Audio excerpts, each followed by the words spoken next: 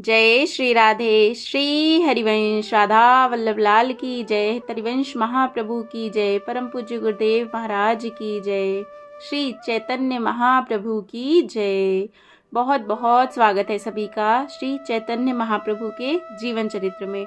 बड़े ही अद्भुत अद्भुत प्रसंग यहाँ चल रहे हैं और आज हम श्रवण करेंगे जो अध्याय, उसका नाम है काजी की शरणागति। तो चलिए इसे शुरू करते हैं, पर शुरू करने से पहले एक बार हरि नाम ले लेते हैं। महाप्रभु को बहुत पसंद है, तो प्रेम से गाओ सभी। हरे कृष्ण कृष्णा कृष्ण हरे हरे, हरे राम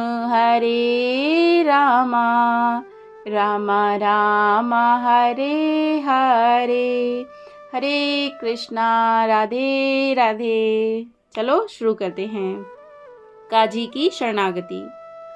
बिना मुकुट के राजा भी होते हैं और बिना शस्त्र के सेना भी लड़ सकती है।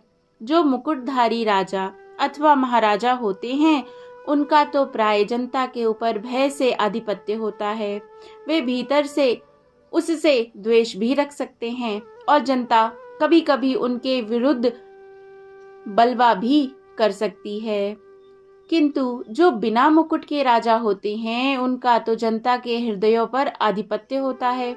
वे तो प्रेम से ही सभी लोगों को अपने वश में कर सकते हैं। चाहे मुकुटधारी राजा की सेना रण क्षेत्र से भय के कारण भाग आवे, चाहे उसकी पराजय ही हो जाए, किंतु जिनका जनता के हृदयों में आधिपत्य है, जनता के अंतःकरण पर जिनके शासन की प्रेम मुहर लग गई है, उनके सैनिक चाहे शस्त्रधारी हों अथवा बिना शस्त्र के, बिना जय प्राप्ति किए मैदान से भागते नहीं। जय हो। क्योंकि वे अपने प्राणों की कुछ भी परवाह नहीं करते। जिसे अपने प्राणों की कुछ भी परवाह नहीं, जो मृत्यु का नाम सुनकर तनिक भी विचलित ना होकर उसका सर्वदा स्वागत करने के लिए प्रस्तुत रहता है, उसके लिए संसार में कोई काम दुरूह नहीं। उसे इन बाह्य शास्त्रों की उतनी अधिक उपेक्षा नहीं। उसका तो साहसी शस्त्र है। वह निर्भीक होकर अपने साहस रूपी शस्त्र के सहारे अन्याय के पक्ष लेने वाले का पराभव कर सकता है। फिर भी वह अपने विरोधी के प्रति किसी प्रकार के बुरे विचार नहीं रखता। वह सदा उसके हित की ही बात सोचता रहता है। अंत में उसका भी कल्याण हो जाता है। प्रेम में यही तो विशेषता है। प्रेम मार्ग में कोई शत्रु नहीं। घृणा, द्वेष, कपट, हिंसा अथवा अकारण कष्ट पहुंचाने के विचार तक उस मार्ग में नहीं उठते। वहाँ तो ये ही भाव रहते हैं। क्या भाव रहते हैं? सर्वे कुशलिनः सन्तु, सर्वे सन्तु निरामयाः, सर्वे भद्राणि पश्यन्तु, मा कश्चित् दुख भाग्य भवेत। इसका क्या मतलब है? इनकी भावना रहती है सभी सुखी हों, सब स्वस्थ हों और सभी कल्याण मार्ग के पथिक बन सके, कोई भी दुखी ना हो। इसी का नाम निष्क्रिय प्रतिरोध, सविनय अवज्ञा अथवा सत्याग्रह है। महाप्रभु गौरांग देव ने संकीर्तन रोकने के विरोध में इसी मार्ग का अनुसरण करना चाहा। काजी की नीच प्रवृत्तियों के दमन करने के निमित्त उन्होंने इसी उपाय का अवलंबन किया। सब लोगों से उन्होंने कह दिया, आप लोग घबराएं नहीं, मैं स्वयं काजी के सामने के संकीर्तन करता हुआ निकलूंगा। देखें वह मुझे संकीर्तन से किस प्रकार रोकता है। प्रभु के ऐसे आश्वासन से सभी को परम प्रसन्नता हुई और सभी अपने अपने घरों को चले गए।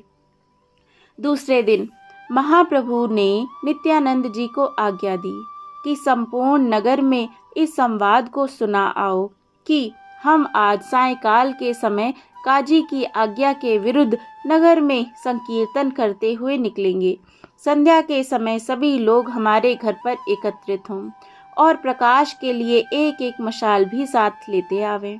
नित्यानंद जी तो बहुत दिन से यही बात चाह रहे थे।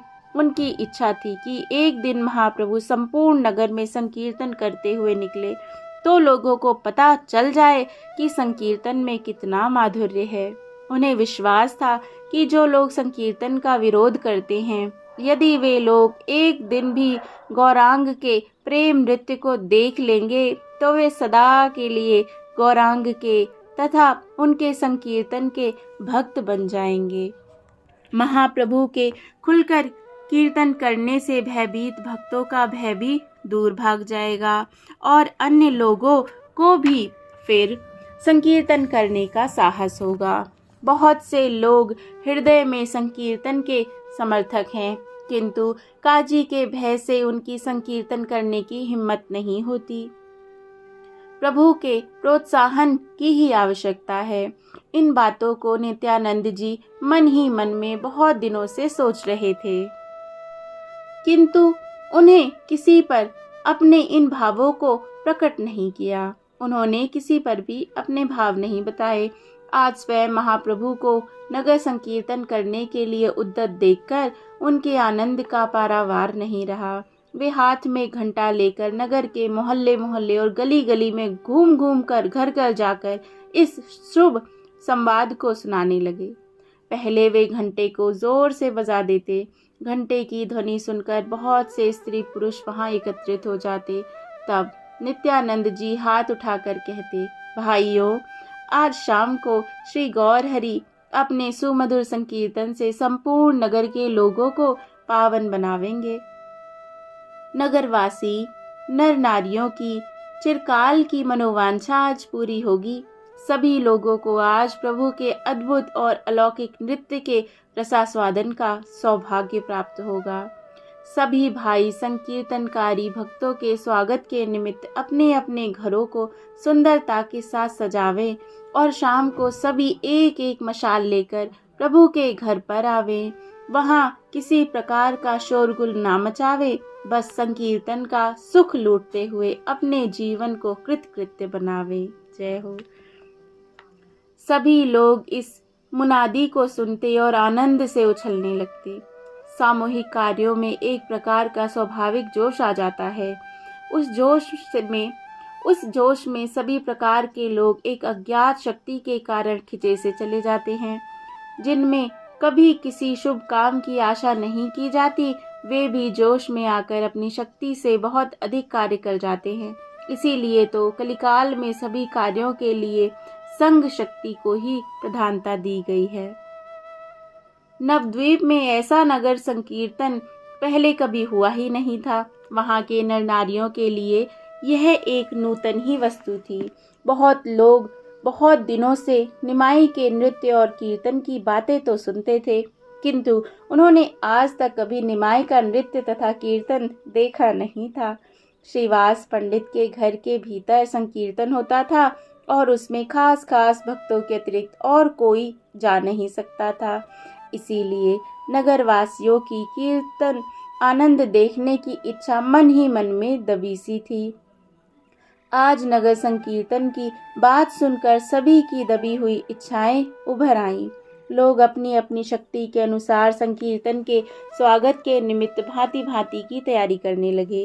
कहावत है, खरबूजे को देखकर खरबूजा रंग बदलने लगता है। जब भगवत भक्त अपने अपने घरों को बंधनवार, कदली स्तंभ और ध्वजा पताकाओं से सजाने लगे, तब उनके समीप रहने वाले शाक्त अथवा विभिन्न पंथ वाले लोग भी शोभा के लिए अपने अपने दरवाजों के सामने झंडियां लगाने लगे, जिससे हमारे घर के कारण नगर की सजावट में बाधा ना पड़े।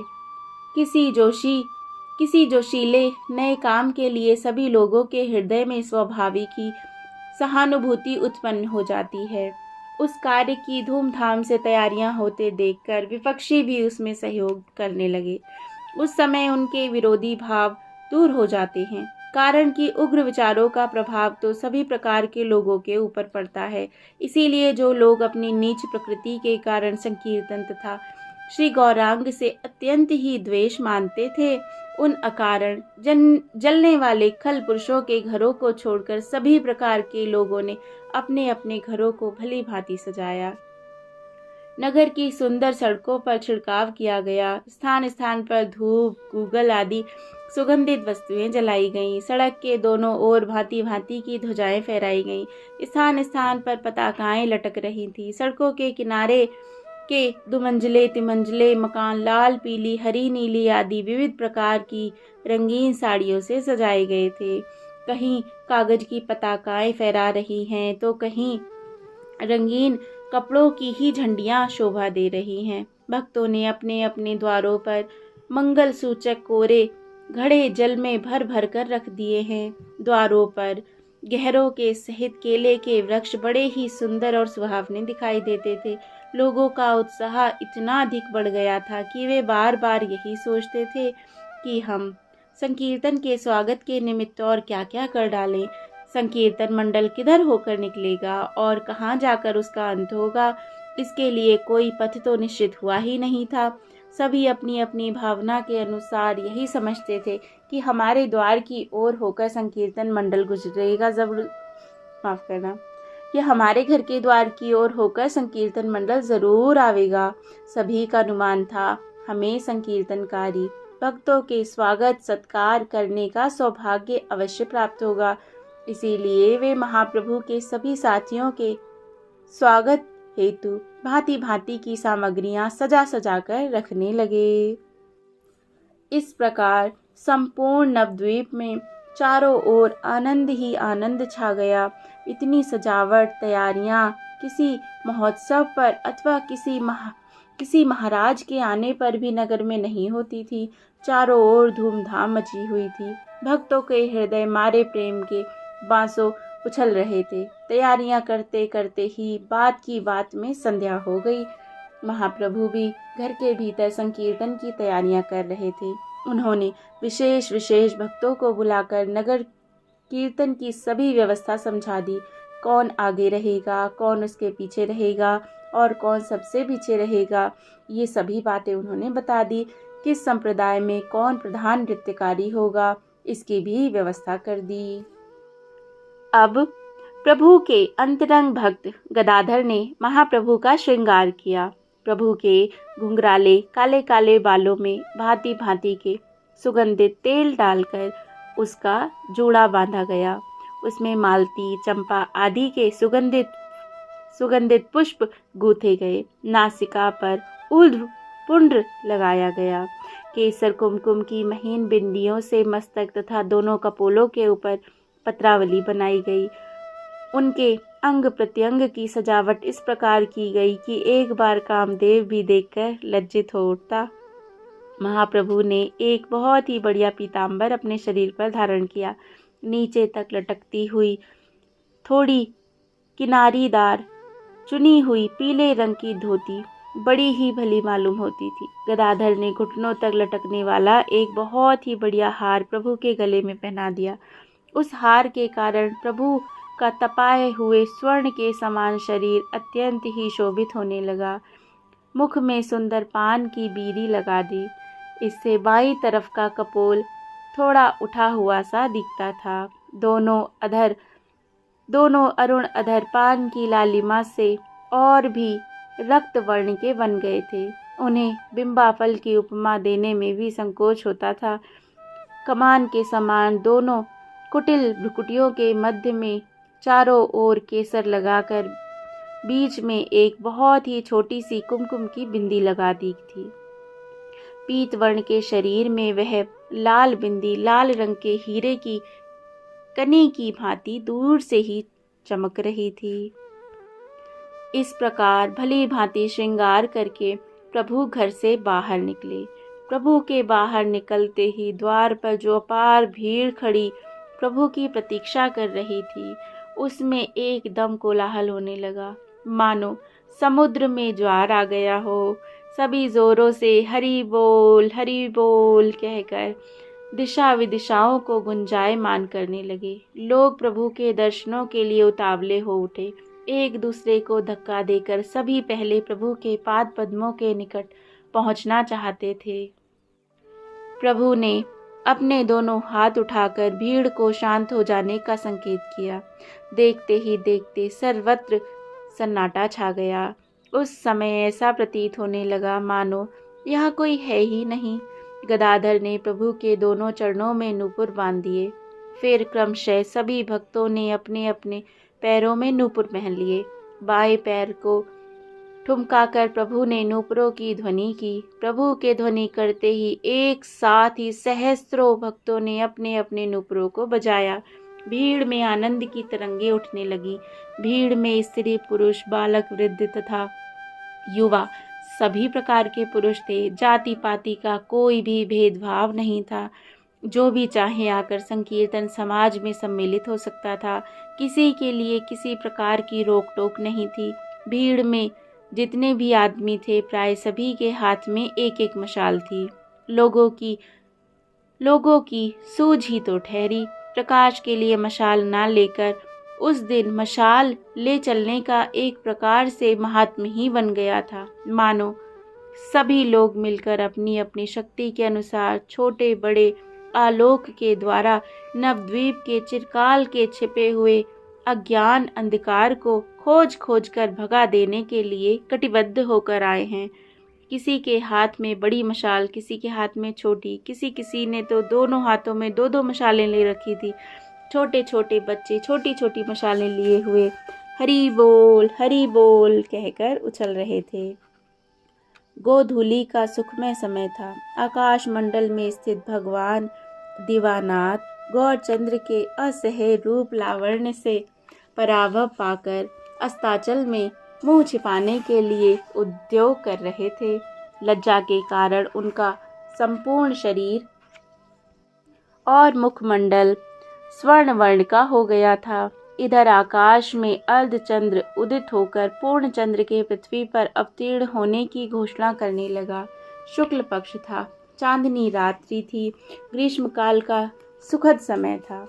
सभी प्रेम में उन्मत्त हुए हरि बोल कहकर चिल्ला रहे थे। प्रभु ने भक्तों को नियम पूर्वक खड़े हो जाने का संकेत किया। सभी लोग पीछे हट गए। संकीर्तन करने वाले भक्त आगे आ खड़े हुए। प्रभु ने भक्त मंडली को 4 संप्रदायों में विभक्त किया।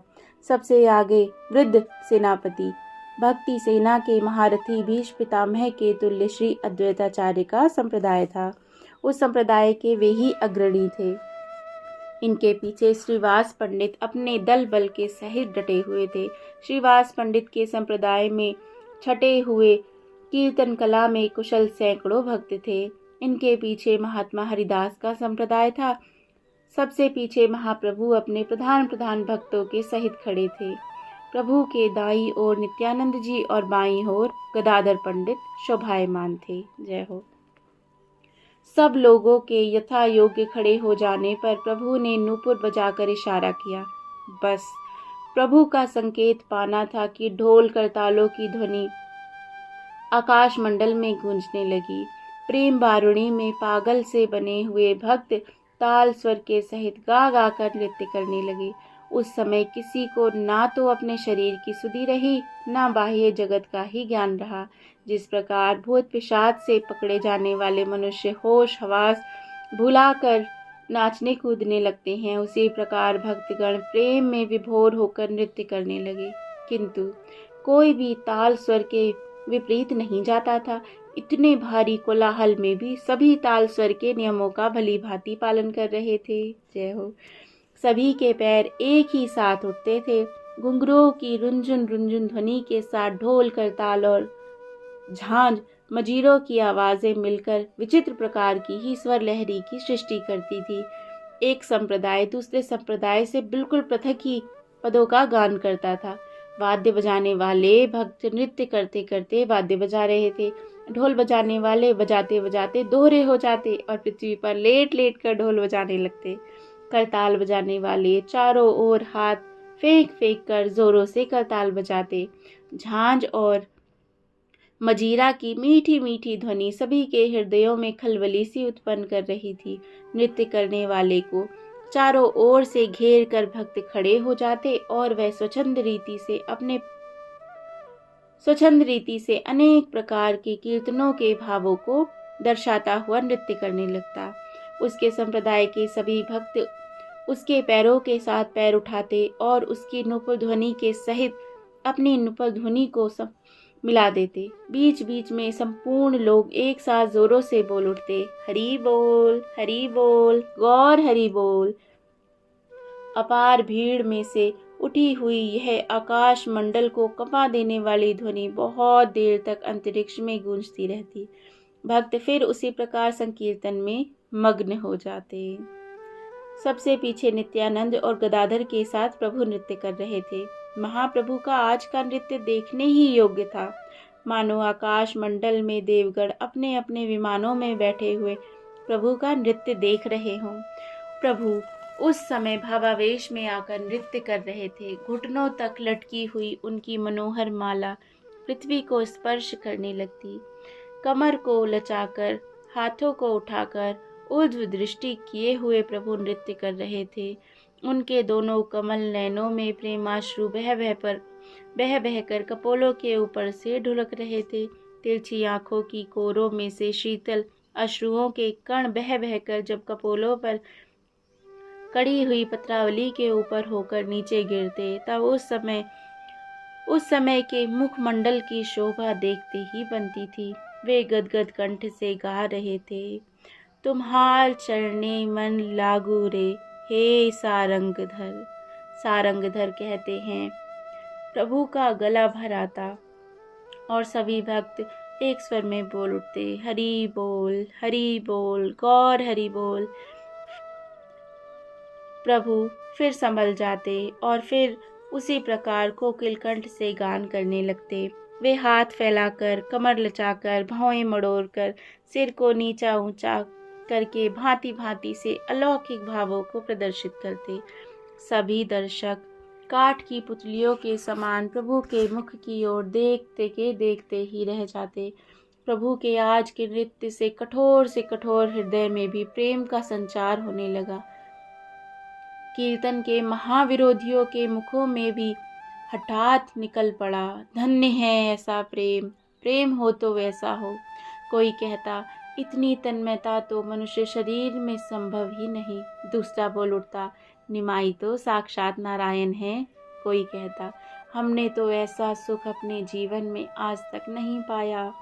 दूसरा जल्दी से बोल उठता, तुमने क्या, किसी ने भी ऐसा सुख आज तक नहीं पाया।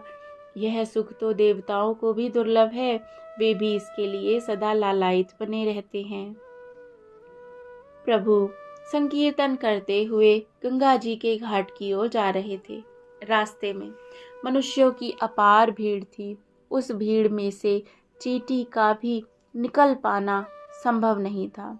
भगवत भक्त सदग्रस्त अपने अपने दरवाजों पर आरती लिए हुए खड़े थे।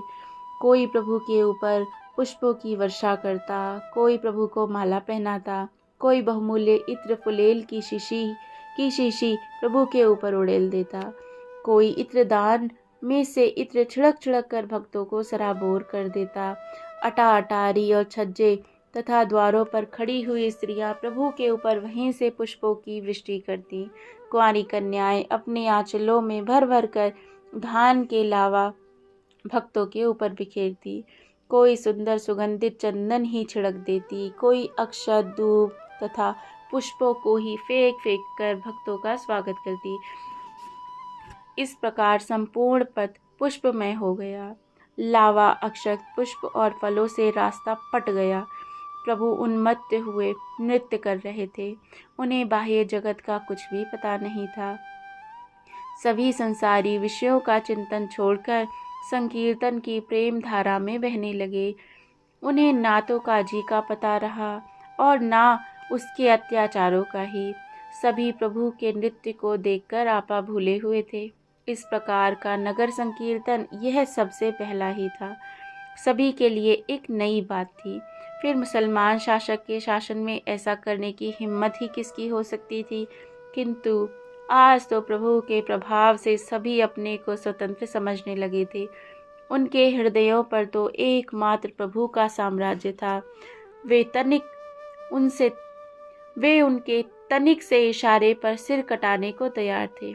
इस प्रकार संकीर्तन समाज अपने नृत्य, गायन और जय जयकारों से नगरवासियों के हृदय में एक प्रकार की नवजीवन का संचार करता हुआ गंगा जी के उस घाट पर पहुंचा जहां प्रभु नित्य प्रति स्नान करते थे।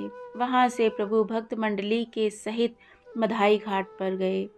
मधाई घाट से सीधे ही बेल पुखरा जहाँ काजी रहता था उसी ओर चले। अब सभी को स्मरण हो उठा कि प्रभु को आज काजी का भी उद्धार करना है।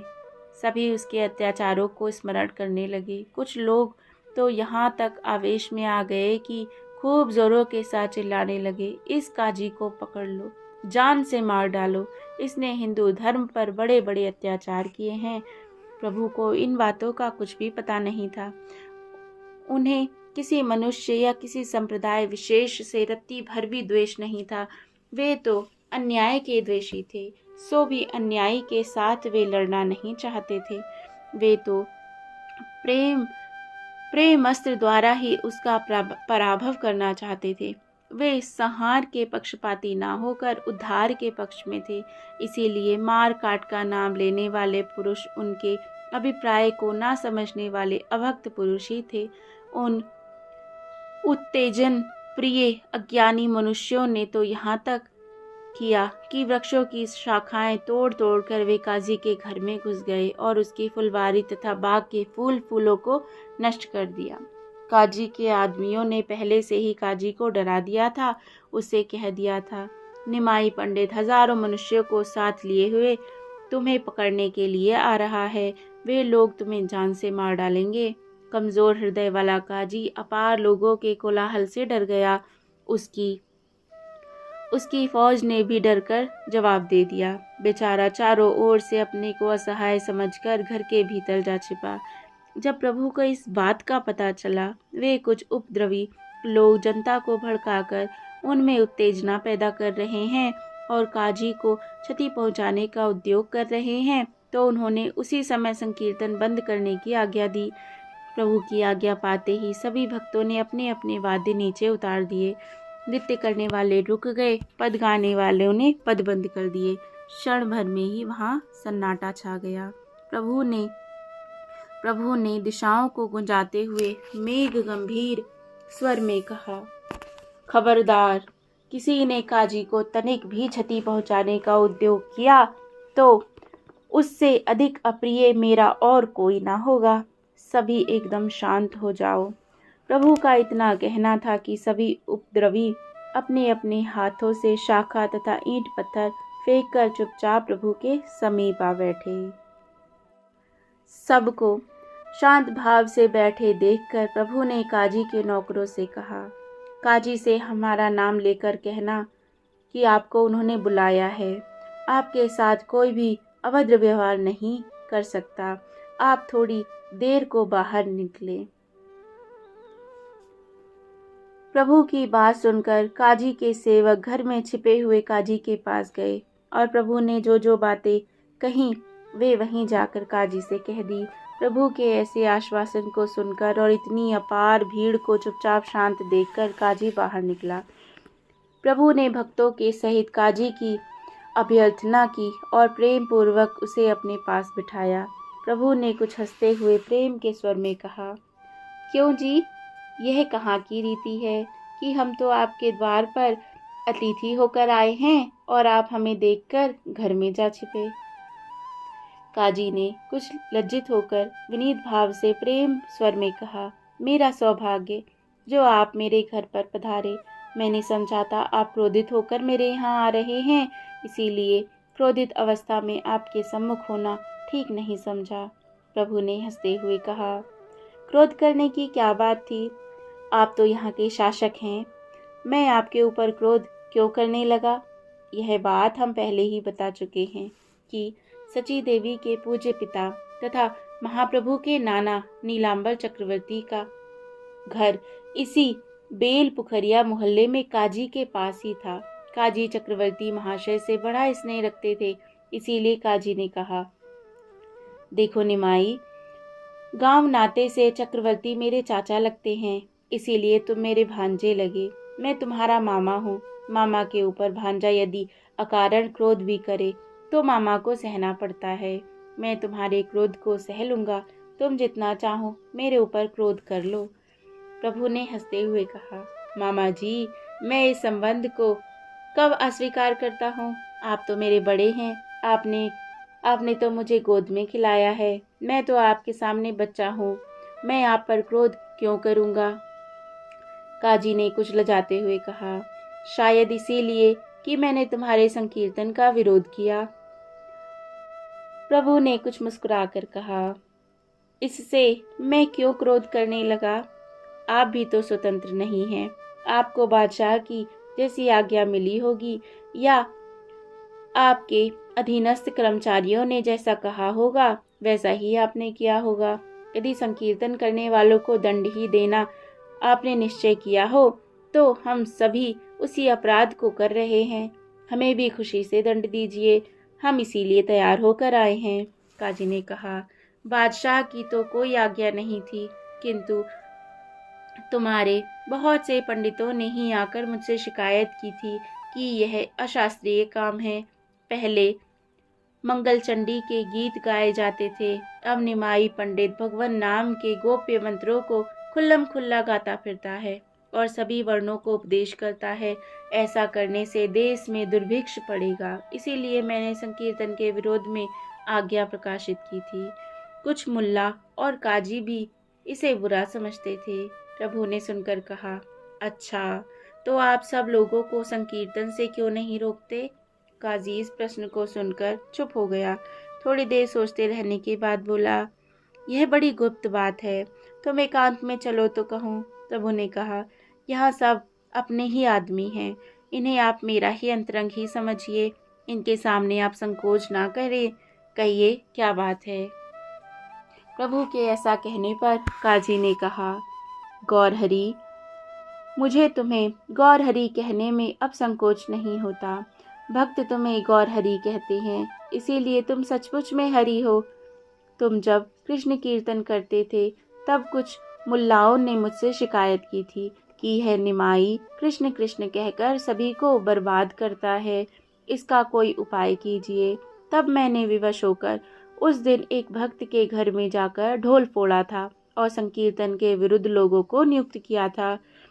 उसी दिन रात को मैंने एक बड़ा भयंकर स्वप्न देखा, मानो एक बड़ा भारी सिंह मेरे समीप आकर कह रहा है, यदि आज से तुमने संकीर्तन का विरोध किया तो उस ढोल की तरह ही मैं तुम्हारा पेट फाड़ दूंगा। यह कहकर वह अपने तीक्ष्ण पंजों से मेरे पेट को विदारण करने लगा। इतने में ही मेरी आंखें खुल गईं। मेरी देह पर नखों के चिन्ह अभी तक प्रत्यक्ष बने हुए हैं। यह कहकर काजी ने अपने शरीर का वस्त्र उठाकर सभी भक्तों के सामने वे चिन्ह दिखा दिए। काजी के मुख से ऐसी बात सुनकर प्रभु ने काजी को जोरों से आलिंगन किया और उनके ऊपर अत्यंत कृपा प्रदर्शित करते हुए बोले, मामा जी, आप तो परम वैष्णव बन गए। हमारे शास्त्रों में लिखा है कि जो भी किसी बहाने से हंसी में, दुख में या वैसे ही भगवान के नामों का उच्चारण कर लेता है, उसके संपूर्ण पाप नष्ट हो जाते हैं। आपने तो कई बार हरि कृष्ण इन सुमधुर नामों का उच्चारण किया है। इन नामों के उच्चारण के ही कारण आपकी बुद्धि इतनी निर्मल हो गई है। प्रभु का आलिंगन पाकर काजी का रोम रोम खिल उठा। उसे अपने शरीर में एक प्रकार के नवजीवन का संचार होता हुआ दिखाई देने लगा। वह अपने में अधिकाधिक स्निग्धता, कोमलता और पवित्रता का अनुभव करने लगा। तब प्रभु ने कहा, अच्छा, तो मामा जी, आपसे मुझे यही बात करनी है कि अब आप संकीर्तन का विरोधी बिल्कुल ना बने, विरोध बिल्कुल ना करे। गदगद कंठ से काजी कहने लगा, गौरहरि, तुम साक्षात नारायण स्वरूप हो। तुम्हारे सामने मैं शपथ पूर्वक कहता हूँ कि मैं अपने कुल परिवार को छोड़ सकता हूँ, कुटुंबी तथा जाति वालों का परित्याग कर सकता हूँ, किंतु आज से संकीर्तन का कभी भी विरोध नहीं करूँगा। तुम लोगों से कह दो वे बेखट होकर कीर्तन करें। काजी की ऐसी बात सुनकर उपस्थित सभी भक्त मारे प्रसन्नता के उछलने लगे। प्रभु ने एक बार फिर काजी को गाढ़ आलिंगन प्रदान किया और आप भक्तों के सहित फिर उसी प्रकार आगे चलने लगे। प्रभु के पीछे पीछे प्रेम के अश्रु बहाते हुए काजी भी चलने लगा और लोगों के हरि बोल कहने पर वह भी हरि बोल की उच्च ध्वनि करने लगा। इस प्रकार संकीर्तन करते हुए प्रभु केला खोल वाले श्रीधर भक्त के घर के सामने पहुँचे। जय जय केला खोल वाले श्रीधर भक्त के यहाँ। भक्त वत्सल प्रभु उस अकिंचन दीनहीन भक्त के घर में घुस गए। गरीब भक्त एक ओर बैठा हुआ भगवान के सुमधुर नामों का उच्च स्वर से गायन कर रहा था। प्रभु को देखते ही वह मारे प्रेम के पुलकित हो उठा और जल्दी से प्रभु के पाद पद्मों में गिर गया। श्रीधर को अपने पैरों के पास पड़ा देखकर प्रभु उससे प्रेम पूर्वक कहने लगे, श्रीधर, हम तुम्हारे घर आए हैं, कुछ खिलाओगे नहीं? बेचारा गरीब कंगाल सोचने लगा, हाय, प्रभु तो ऐसे असमय में पधारे हैं कि इस दीनहीन कंगाल के घर में 2 मुट्ठी चबेना भी नहीं, अब प्रभु को क्या खिलाऊं? भक्त यह सोच ही रहा था कि उसके पास के ही फूटे लोहे के पात्र में रखे हुए पानी को उठाकर प्रभु कहने लगे, श्रीधर, तुम सोच क्या रहे हो? देखते नहीं अमृत भरा है, अमृत भरकर तो तुमने इस पात्र में ही रखा है। यह कहते कहते प्रभु उस समस्त जल को पान कर गए। श्रीधर रो रो कर कह रहा था, प्रभु, यह जल आपके योग्य नहीं है नाथ, इस फूटे पात्र का जल अशुद्ध है।